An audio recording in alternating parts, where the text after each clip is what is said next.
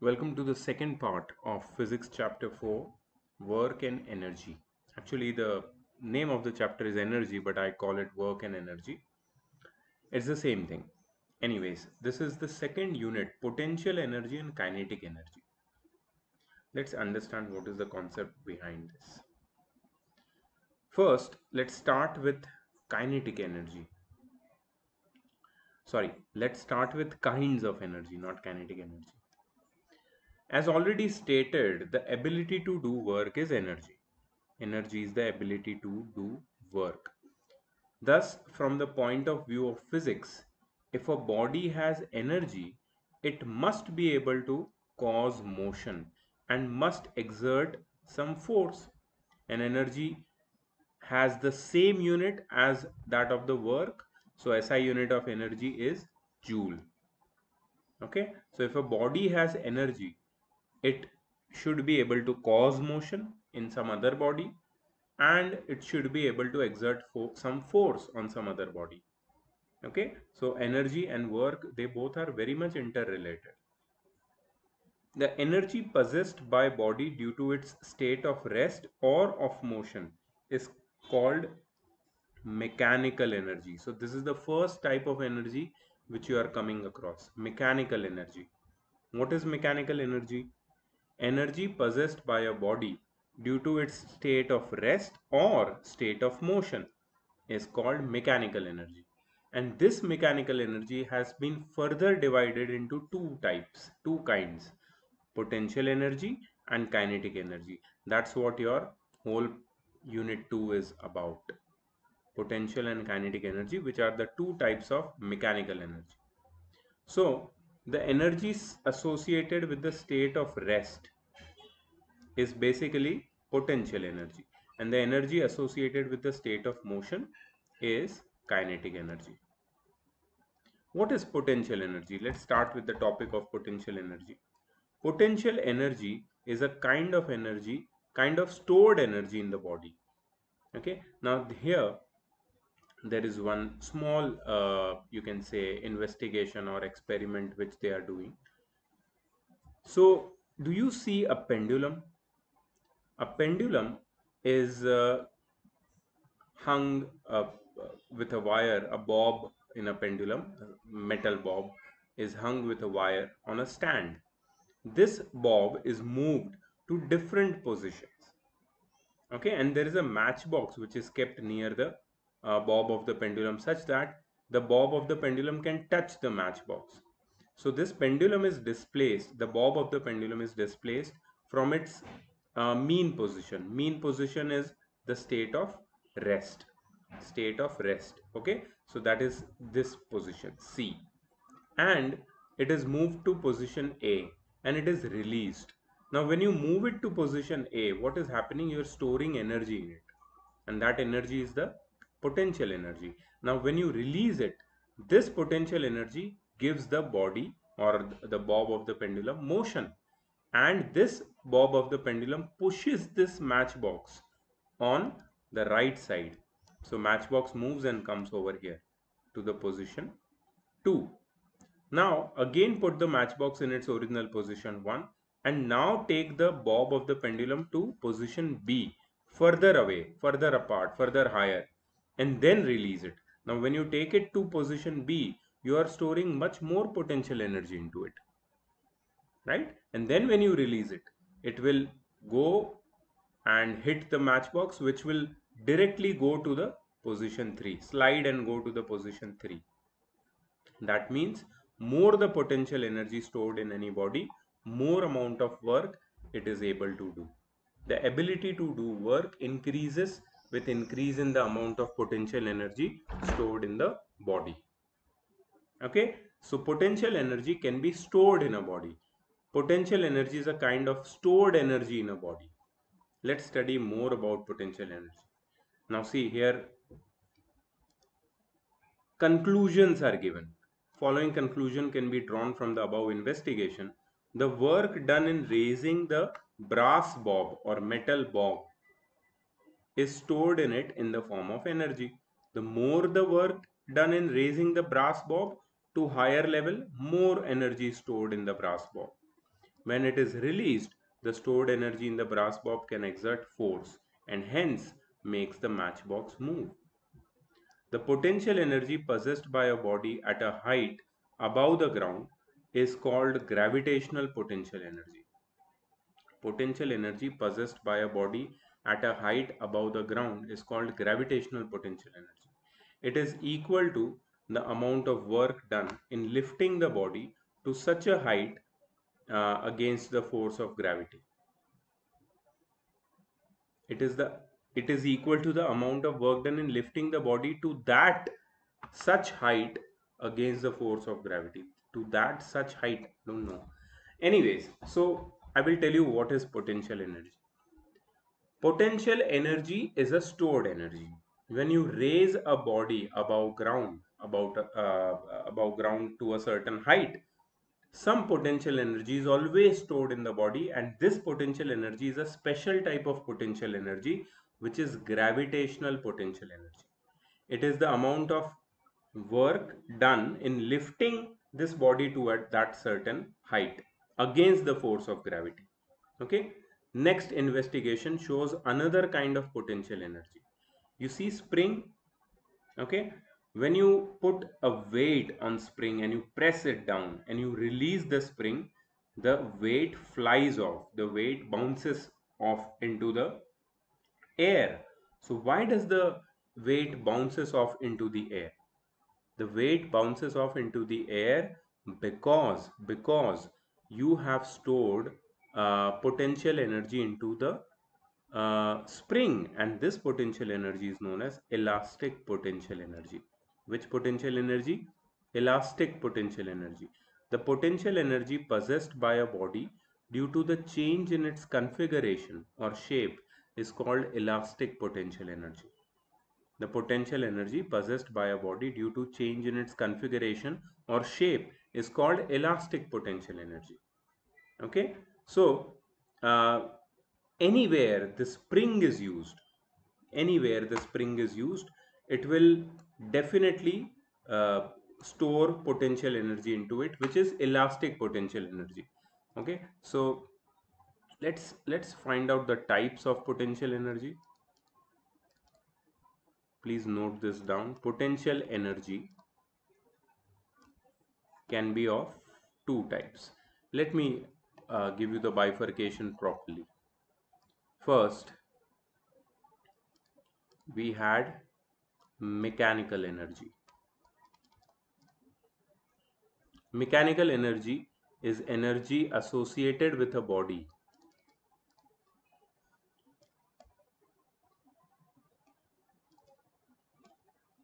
Energy associated with the body with the state of rest or motion of a body. Energy associated with state of rest or motion of a body, that is mechanical energy. Okay, this mechanical energy is of two kinds. One is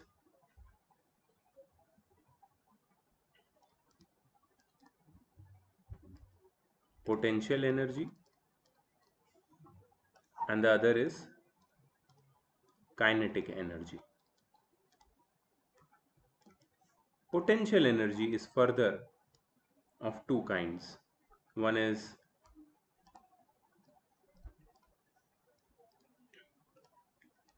gravitational potential energy and the other one is elastic potential energy. Okay, one is gravitational potential energy, other is elastic potential energy. Now potential energy itself means stored energy.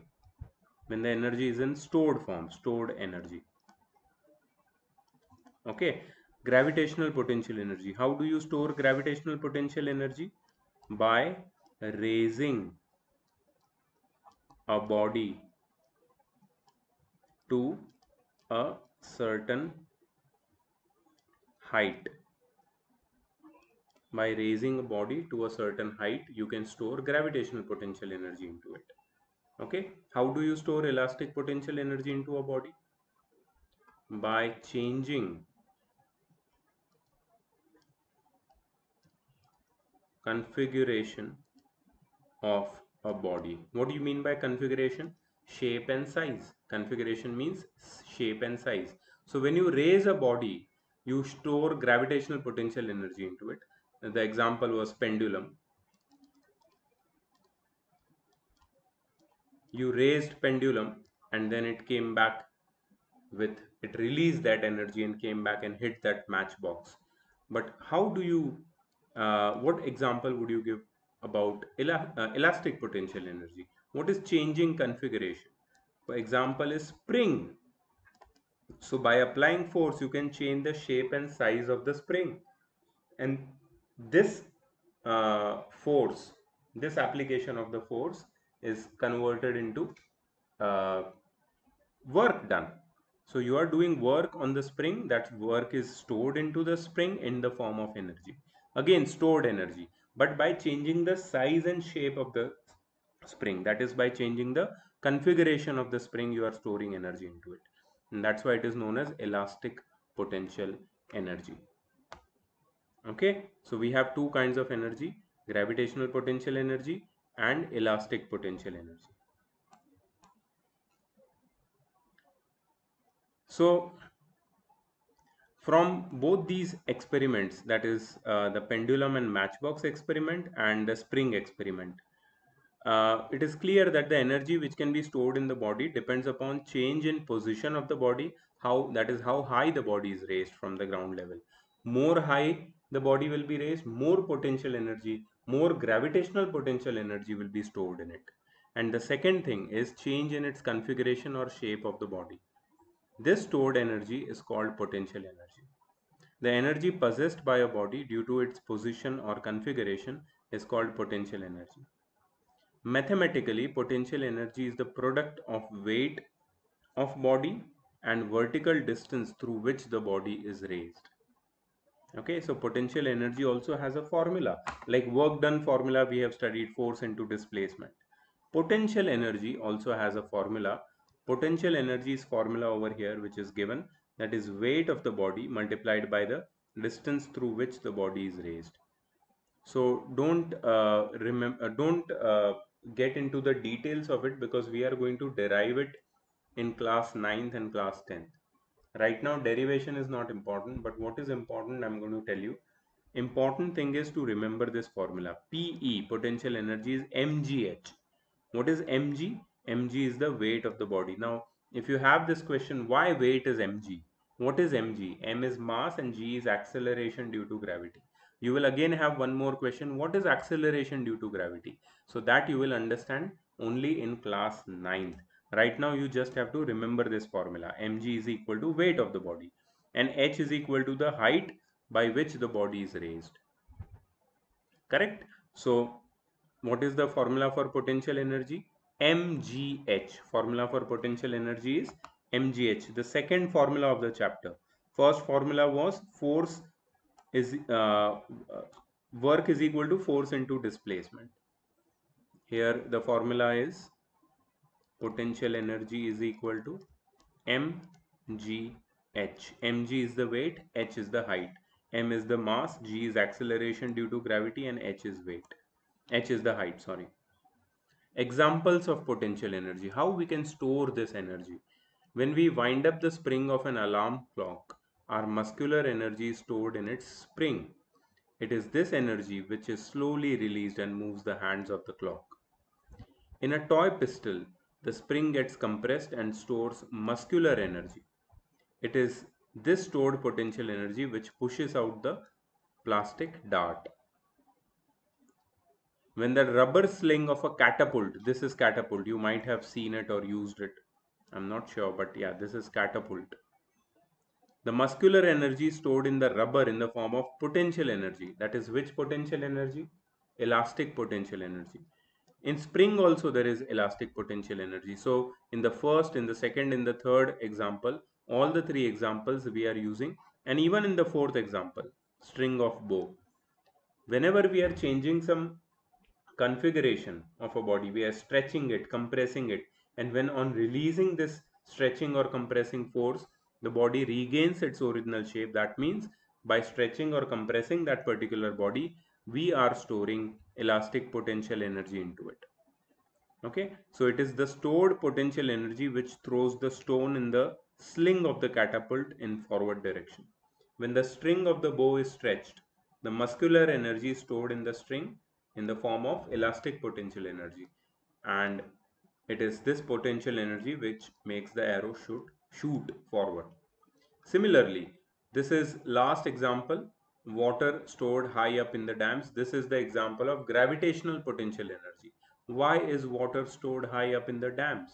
Because in water tanks, because and also in water tanks on the top or roof of the buildings, because this water which is stored at a height has gravitational potential energy. Okay, when it is released, it flows with a pressure downwards, so it comes to the tap of your home. When blacksmith lifts a hammer high above his head, or woodcutter lifts an axe above his head, it is their muscular energy which is stored in the hammer or axe in the form of gravitational potential energy, and this hammer or the axe is directly struck on the wood, on the metal or the wood, so as to do the required process, that is giving shape to a metal or cutting the wood, which is the respective jobs of uh, woodcutter and blacksmith and woodcutter. Okay, so this is all about potential energy which we have started with. Okay, so there are some numericals. Just see what are the numericals. Very easy. A stone of weight 10 kg is lying on the top of a house 4-meter high. What is the amount of stored energy in the stone? See, now they have given the weight. Actually, this is not weight, this is the mass. And see what they have given. Take 1 kgf as 10 Newton. So we have to convert this kg into Newton. How do we convert? We multiply it by 10. 1 kg is equal to 10 Newton. So 10 kg is equal to how many Newton? 100 Newton. And what is the height? So this 100 Newton is what? It is the weight. Always remember, weight will have the unit of Newton. This is the weight and this is the mass. Anyways, so first we find the weight, then the height, and energy possessed by the stone is mgh. Mg is 100 and h is 4, so 400 joules. Very simple. Next question. A girl of mass 40 kg climbs up stairs by spending 800 joules of energy. How high does the girl climb up? So mass of girl is 40 kg. Again, the value of g is 10 meter per second square. So whenever they give you value of g, or 1 kgf's value as 10 Newton, you have to multiply the mass, which is in kilogram, by 10. So you get the weight, that is 400 Newton. Okay. So height achieved, we were to find the height, and they say that she has spent 800 joules of energy, means she has released 800 joules of energy in climbing up. So that much energy will be stored in her body, right, as a potential energy. Okay, so the height achieved we don't know. Energy spent by the girl 800 joule. Knowing potential energy is equal to mgh, 800 is equal to 40 into 10, that is m into g into h. We don't know the height, so we can find the height to be 2 meter by cross multiplication and calculations. Okay, so very simple. They have given the energy, potential energy, they have given the mass, they have given acceleration due to gravity. We just had to find the height. Okay, kinetic energy. So this is the next type of energy. Let me again go to our uh, yeah, this is our bifurcation. Mechanical energy is of two types, potential and kinetic energy. So potential energy was the energy which is stored in a body. Kinetic energy is energy possessed possessed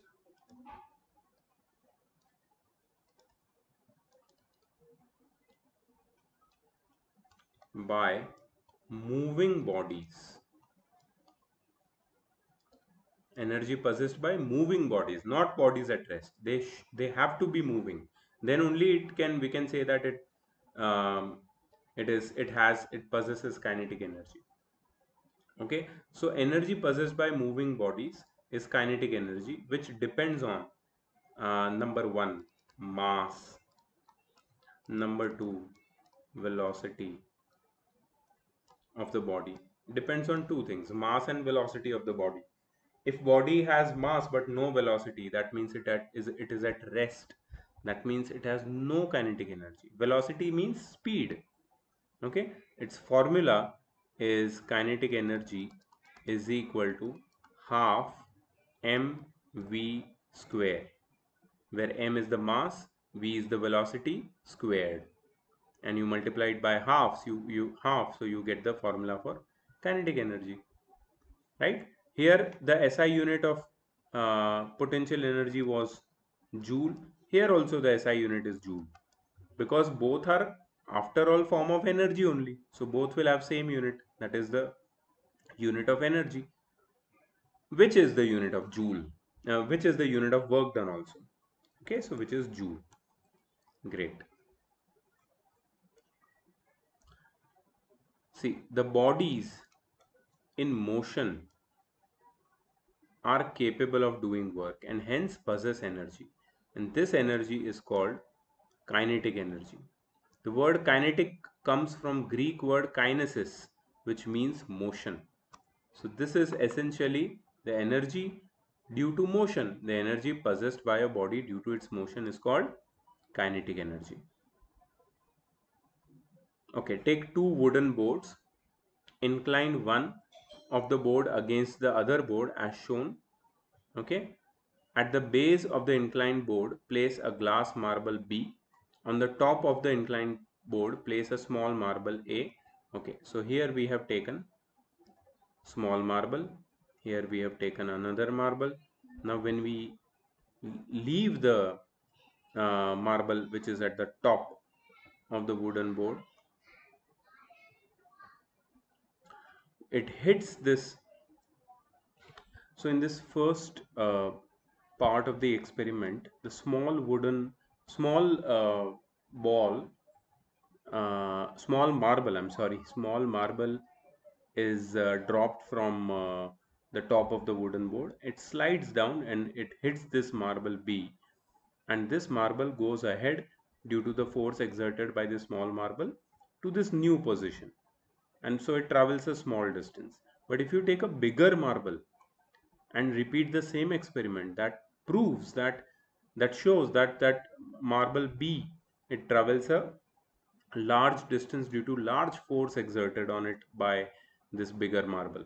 So it proves that larger moving bodies can uh, exert greater forces. Larger moving body has got greater forces.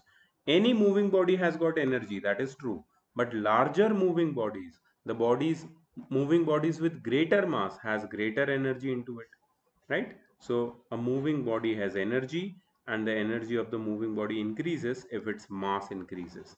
That is one small thing which we have learned from this. Then one more investigation or experiment is involving carom. So place a wooden coin on the carom board and hit it with a striker gently as shown in the figure. It is seen that wooden coin moves forward through a small distance. Repeat the process but hit the striker with full force. It is seen that wooden coin moves through a large distance. Even it even strikes the edge of the board and moves in other direction. तो मतलब जितना force से तुम hit करोगे उतनी ज़्यादा velocity होगी body की, एंड उतनी ज़्यादा एनर्जी वो कैरी करेगा. So that means the energy of a moving body depends on the speed or velocity of the moving body also, right? So here we can conclude that mass and velocity, mass and speed, they both have important role to play in the kinetic energy possessed by the body. More mass of a moving body, more kinetic energy it will possess. More speed of the moving body, more kinetic energy it will possess. Right? So factors determining kinetic energy. We have just We have already discussed it, but again I'm telling you, more the mass of the body, more its kinetic energy, more the speed of a moving body, more its kinetic energy. And in higher classes, you will learn that kinetic energy is equal to half the product of mass and square of the velocity, half mv square. Okay, let's do some numerical problems, easy ones. A bicycle rider along with his bicycle has a mass of 80 kg. Okay, so we have got mass. If he is pedaling at constant speed of 8 meter per second, what is the amount of energy possessed by this system? Then energy possessed by this system is half mv square. That is half multiplied by 80 multiplied by 8 square. Right? So if you solve this, you will get half multiplied by 80 multiplied by 64, and you will get 2560 joules. So if mass and velocity is given to you, or mass and speed is given to you, you can easily find kinetic energy using the formula half mv square. Next question. A machine gun bullet has mass m. It leaves the barrel at a speed of 100 meter per second and has an energy of 1000 joules. Okay, so velocity is 100 meter per second, energy is 1000 joules. What is the mass of the bullet? We can again use this formula. In place of kinetic energy, we'll write 1000. In place of velocity, we write 100 square. Okay, and we can find mass, which comes out to be 0.2 kg. That's a huge mass. That's 0.2. That means 2 upon 0.2 multiplied by 1000, that is 200 grams. Generally, bullets have a mass of around uh, between 10 to 20 grams. Between 10 to 20 grams. 200 grams, I think it is too much. But anyways, so we have found one answer. Examples of kinetic energy. A material object which moves has kinetic energy. For example, running train has kinetic energy. Speeding car has kinetic energy. Strong wind blowing off the leaves from a tree has kinetic energy.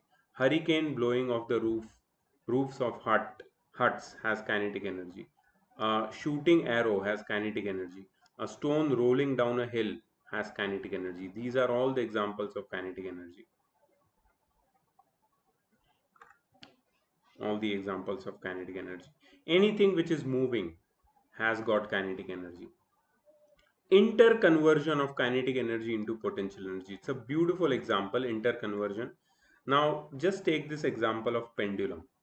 When the pendulum is at position B and it is at rest, it has got no energy. But when you displace the pendulum and you bring it to position C, what happens? You are storing potential energy into it. Which potential energy? Gravitational potential energy. When you leave the pendulum at point C, it starts vibrating, it starts oscillating, it starts moving from point C to point B, does not stop at point B, goes further to point A, then again comes back to point B, then again goes to point C. So it goes on oscillating between points A and C.